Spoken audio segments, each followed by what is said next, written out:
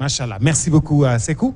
waaw man fi ma bëggoon jeexale c'est par rapport ak organisation interne yi nga xam te ne war nañ ko amal parce que lu am solo la ñu ngi jëm ci yeneen échéance ñu ngi wax léegi Balla Gaye 2 ak Boy Niang numéro 2 certainement mënuñu tere public bi mu ñëwaat public bi dafay ñëwaat ci ñi ñëwaat am na ci ñoo xamante ne ci ñi yàq lañu bokk am na ci ñoo xamante ne c'est vraiment des amateurs de la lutte dañuy ñëw toog comme ni nga koy waxee sañse ba rafet ñëw seetaan bu combat bi jeexee ñu dem lan ngeen war a travailler yéen lutte bi pour joxewaat beneen image au-delà de événements yi fi xew marketing bi am na ci solo parce que yéen a war a defaraat image bi mais itam lan ngeen war a tegaat yeneen stratégie yoo xamante ne li ni mel bañ a amaat.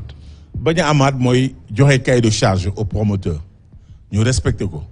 ku ko respecté wul noo munte doon. doo tegati làmb. ñu jël sa licence ñu nangu ko.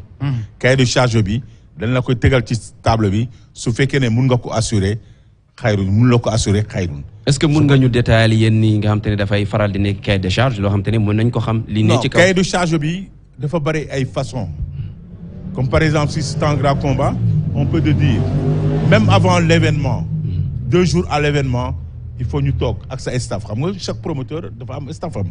donc il faut ñu toog ak ñoom xool toog ak police bi aussi si la police ou bien la gendarmerie ñoo xam ne ñoo assurer sécurité bi ñu toog ak ñoom nekk dans le terrain. yooyu yëpp il faut ñun di ko def. day nekk ci cahier de charge bi en même temps. mais El Hadj Malick man li ma bëgg li ma jaaxal temps yi ñu ngi ko woon waxtaanee par rapport interne li nga xam te ne mooy xew ci li nga xam te ne mooy école de lutte yi ak en tout cas organisation yi nga xam te ne dañuy am ay lutteurs pour ñuy bokk ci ay yenni combats yi dañuy gis ne lutteurs yi dañoo commencé am yenni pouvoir yoo xamante ne dañ koy commencé ëpp saa seen managers yi dangay gis lutteur bu génn wax à la place de son manager gis nañu benn émission boo xam te ne def ngeen ko ci est-ce que fayit amul ci par rapport ak responsable yi nga xam te ne tey ñoo waroon a gën a am pouvoir ñi nga xam te ne seeni protégé lañ. xam nga lépp rek dafay aju ci l'organisation ci milieu lamb tout est à revoir. parce que tey il faut que ku nekk xam lan mooy sa rôle ak lan nga war a def ak lan nga warul def. le manager est extrêmement important. mais dañu toll ci niveau bu nga xam ni mbër bi buy soog a door. lu ko manager am wax mu def mais bu demee ba dégg ay 100 millions nangami millions généralement ci la mbër bi di commencer indi ay jikko commencer changer wala ay mbokkam commencer am yeneen gis-gis yu ñuy am commencer jege bu Sékou di soog a tàmbali du gis mbokkam du gis kenn bu demee ba centaine de millions yi commencer dugg enjeu financier am ci la lu bari di commencer am ñu commencer néewal doole manager alors que le manager est important maa nga xam na bu baax lu may wax leneen li ci des aussi ci wàllu écurie yi xam nga boo xësee ba tudd école.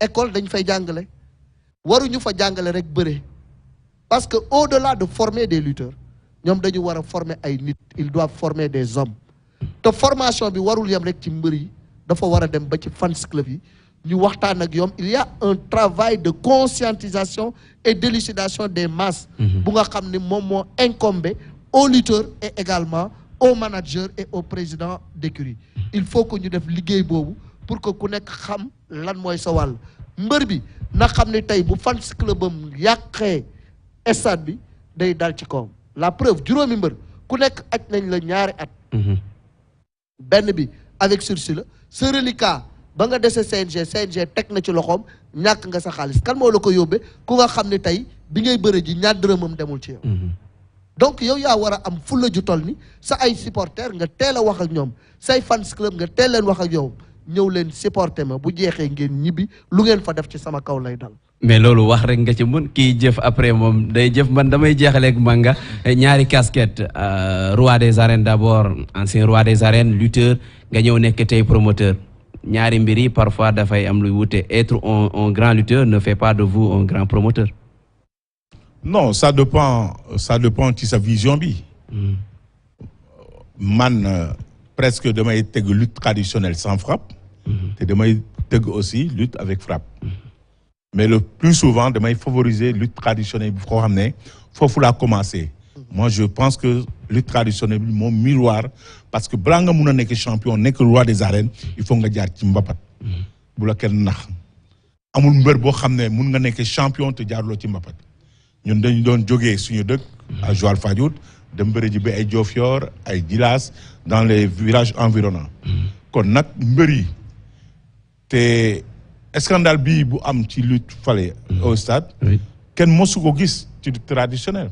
te lutte traditionnelle boobu amul sécurité amul ku ñuy téye amul kii jéemuñu ci def sécurité tout le monde se connaît les gens viennent ñëw bëre tranquillement dem ñibbi. non dina am sécurité mais sécurité bi tolluwul noonu comme sécurité boo xam ne lutte avec frappe. te amul. waaw ñu daan sa mbër nga ñibbi. waaw bu ñu daanee sa mbër da ngay toog seetaan da ngay seetaan ba final bi ba mu jeex. dañuy seetaan ba final ñu soog a dem. nga door a ñibbi donc je pense que yooyu yëpp. war nañ ci roy. xale yi war nañu xool loolu xam ne comme par exemple xale yi yu commencé ci bëre simple bi dañuy ñëw ci arène bi su leen fekkee ñu def noonu kon dañu wax ne am nañu droit def loolu kon nag loolu lu ñaaw la. mais yéen ñi nekk ci lutte traditionnelle war ngeen kon transmettre loolu puisque yaa ngi ci CNG bi.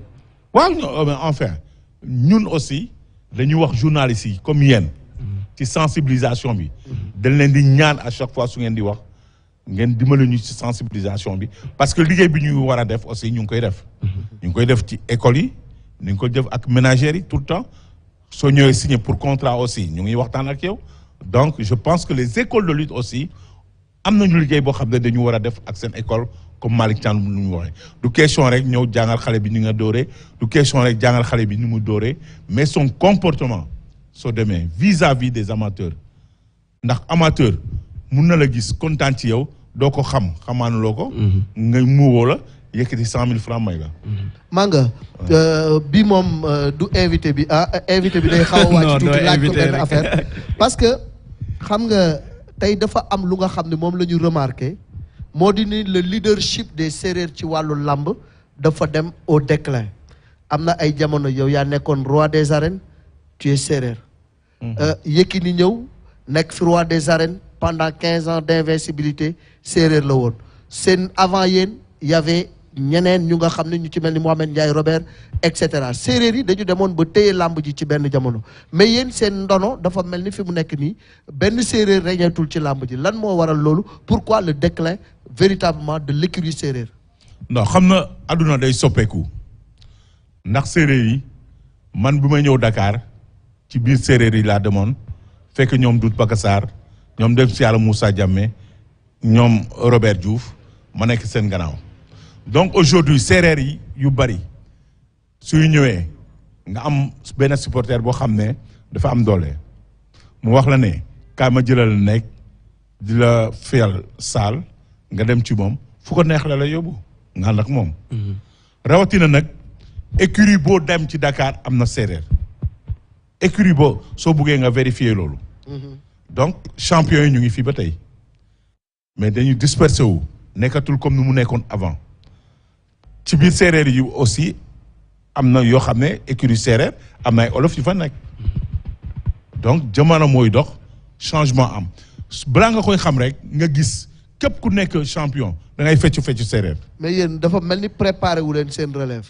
non relève bi préparé nañ ko xam nga bi may dellu soit ci làmb bi ma bàyyi làmb séeréer yi ñoo indiwaat pour ma dellu soit ci làmb parce que temps boobu amoon nañu yaakaar ne Maam Ndiamane mu ngi fi Ibou Ndapa mu ngi fi Ndem si Yàlla Langsane mu ngi fi docteur Faye fu ngi fi Aliou Diouf mu ngi yoon fii mais ñoom ñëpp ñu def échec pour relève boobu te temps boobu dañu yaakaaroon ne comme par exemple Aliou Diouf munoon na régner Ibou Ndapa munoon na régner Langsane munoon na régner Maam Ndiamane munoon na régner mais xam nga suñu diggante ak Fass ay concurrence la ñu woon ndax Fass ak séeréer yi suñu amoon combat événement lay doon donc Tafa Gueye bu mu ñëwee aussi def espoir il faut reconnaître ça daan Aliou Diouf daan Maam Ndiamane daan Lansane séeréer yi ne man loolu mun a nekk il faut nga dellu soit bi ma dellu soit aussi ñëw daan Morguer daanaat ndem si yàlla bi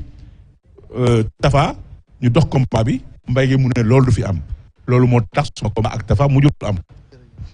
ñu lay jaajëfal en tout cas Manga de am mbégte lool ànd ak yow lan ngay jeexalee par rapport ak surtout làmb.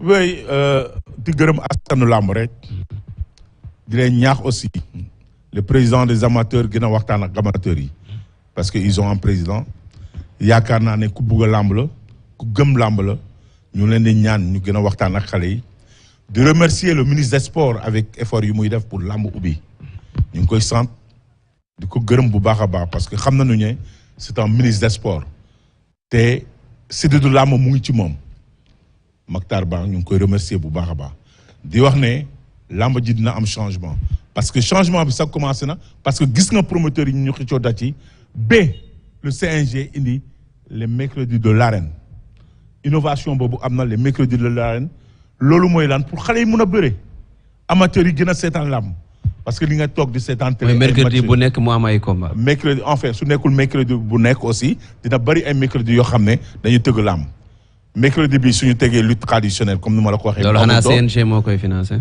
CNG moo koy def na ko déjà def na benn combat arène nationale keroog en mercredi def mise 3 millions donc beneen ñoon suñ ko defaatee dañuy def lutte avec frappe xale yi yoo xam ne comme par exemple pour ñu am combat c'est tout un problème ci xale yooyu la ñuy jël defal leen compétition. jërëjëf. Merci beaucoup Manga 2 roi des arènes merci Sékou Seydi. jërëjëf. Merci El Hadj Malick. L'exclusivité que nous avons ce soir, c'est que Gaston Mbengue organise, a finalisé Balla Gaye 2. Balla Gaye 2, Boy Niang numéro 2. Ça veut dire que Guédiawaye et Pikine feront face. Guédiawaye Pikine dinañu jàkkaarloo waat ki nga xam ne moo di Boy Niang nee na kaasu fonde bi foog gaa yi ñam ci te dugg na kër Double Less am lu mu fa def mu naqari lool waa kër Double Less waaye nag Balla nee na ko la nga def Guédiawaye fii lay yem. loolu dina garaaw de. loolu dina garaaw lool. mais xam nga lii nii kenn xaaru ko woon. mais Gaston dafa garaaw quoi. un leadership. Don King bi ñu koy wax nag maa ngi koy soog a gëm parce que mi ngi déroulé pratiquement sans anicrochant te gentleman agreement bi am digganteem ak Pape Thialis loolu aussi dañ koy rafetlu parce que bu ñu fàtte ni Boy Niang numéro 2 dafa nekk sous contrat avec Pape Thialis Faye mais Gaston da ko ni tant que réglé wu leen seen problème ak Thialis ngeen waxtaan ak moom ba juboo ak moom du ma la mën a engagé ñu waxtaan ak Thialis joxe feu vert Gaston waxtaan ak moom mun ko grand dérouleel loolu du ma déranger je pense que loolu lu am solo la Gaston aussi xam ni Bombardier dafa am combat ak Balla Gaye mu waxtaan ak Bombardier ni ko Balla Gaye mi nga amal combat de dama ko bëggal beneen combat yow tamit ëllëg dinaa la wutal beneen combat B52 ànd ci Gaston déroulé je pense que loolu également day wane rek ni lamb ji ñëpp bokk ndey bekku baay ñi ko bëgg a yàq nag ngir yàlla ku ci nar a ñëw stade mënoo digérer défaite nga toog sa kër. gëral li nga wax léegi ci Gaston Mbengue. waaw su ma dellu soit ci lamb ji Gaston Mbengue bokk na ci temps boobu Émile Wardini moo nekkoon président écurie Séeréer. voilà nekk suma xarit jabaram nekk suma xarit ku baax donc bu ñu demee ba waxtaan ba pare séeréer yi waxtaan ne maa nga il faut nga dellu soit Gaston ne mooy maay tëggal sa combat waxtaan ak Émile ne ko non jox naa la feu vert ja pas de problème bu ñu waxtaanee ba séeréer yi ñëw écurie Séeréer wax ne maa nga sa retour ñun ñoo koy tëgg ma wax leen ne moom président waxtaanoon na ak Gaston te joxoon naa ko accord te man kaddu laa am. te bugguma suma kaddu dañ. Gaston nu ne ko dañuy tapatoo dem gis Gaston gars yi dem seeti ko fekkuñ ko fa ñu dem ut huissier pour waxtaan tout et consort ma ne Gaston écurie Séeréer moom dañu décider tëgg suma retour mais comme dama xesoon wax ak yow waxoon naa ne wax naa leen ne man parole laa am te suma parole bi Gaston su fekkee ne désisté wul moom laay bëral donc pour te dire que Gaston il est très fort en marketing. Il est très fort. Et nous apprenons sur ce plateau que l'homme n'a que sa parole. La parole donnée est importante. La parole donnée est très importante. Merci beaucoup, le roi des arènes, Manga 2. Merci à Sékou Seydi. Merci à El Hadj Malick Thiandoum. Exclusivité. Fii nga xam ne moom moo di maanaam ci plateau Iftar Boy Niang 2 Balla Gaye 2 ça se prépare après bien sûr combat Balla Gaye ak ki nga xam ni moom moo di maanaam Bombardier après tamit Boy Niang ak Tapha Tine tax ci rip tax ci rip séeréer boobu ku mu dóor nga tax mais moom ak Boy Niang loolu dara du ko fay la pub ñoo ngi dellu si waat léegi Ndiaye Jamil la ngi suñu wet à tout à l'heure.